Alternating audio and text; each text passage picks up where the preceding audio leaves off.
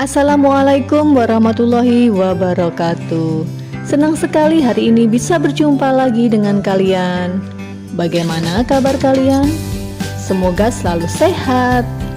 Hari ini kita akan mempelajari materi teks eksposisi. Pernahkah kalian menyampaikan pendapat? Lalu, apa ya hubungannya antara pendapat dengan teks eksposisi? Yuk kita belajar bersama. Teks eksposisi adalah teks yang berisi pendapat atau argumen terhadap sesuatu agar pembaca mengetahui informasi yang disampaikan. Tujuan dari teks eksposisi adalah untuk menjelaskan dan menyampaikan informasi yang memuat pengetahuan secara rinci dan struktur dengan dasar argumentasi yang kuat. Untuk memperkuat argumen diperlukan alasan yang logis, fakta, data, bahkan pendapat ahli.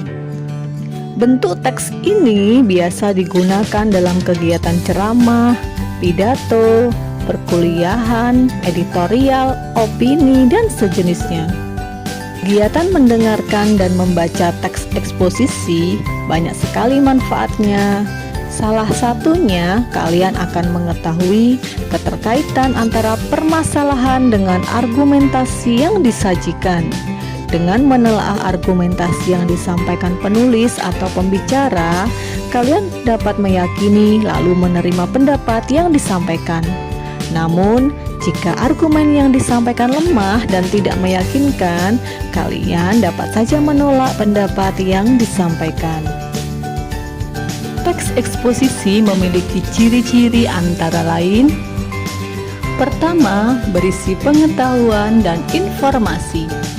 Di dalam teks eksposisi berisi pengetahuan dan informasi berdasarkan objek yang dikaji oleh penulis atau pembicara. 2. Menggunakan bahasa baku dan lugas. Dalam teks eksposisi, bahasa yang digunakan yaitu bahasa baku dan disampaikan secara langsung dan tidak berbelit-belit. 3. Memuat fakta. Di dalam teks eksposisi harus menggunakan fakta sebagai bukti yang kuat.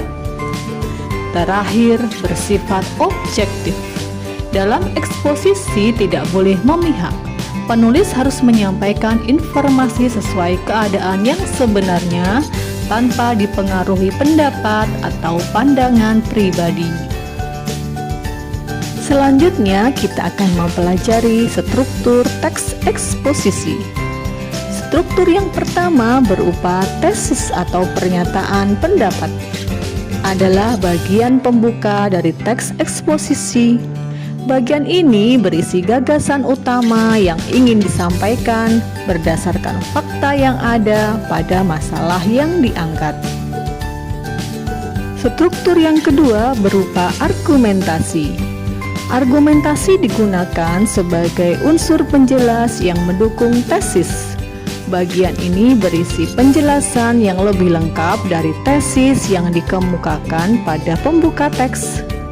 Umumnya berupa data hasil temuan, pernyataan ahli, alasan logis, dan fakta-fakta yang terjadi berkaitan dengan masalah yang dipaparkan.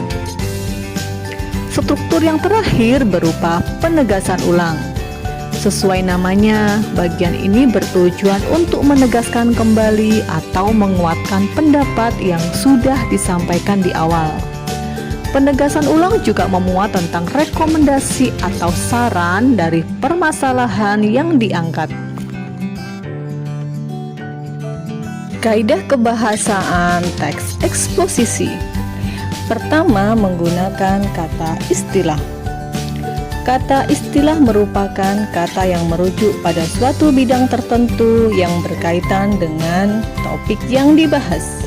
Misalnya, kalau topik yang dibahas tentang kesehatan, contohnya bisa diagnosis, kemoterapi, antigen, antibodi, kronis, dan lain-lain. Kaidah kebahasaan selanjutnya yaitu adjektiva atau kata sifat. Contohnya kuat, cantik, kokoh, dan lain-lain. Kemudian frasa adjektiva, gabungan dua kata atau lebih yang menjadikan kata sifat sebagai porosnya dan disertai adverbia atau kata keterangan. Contoh: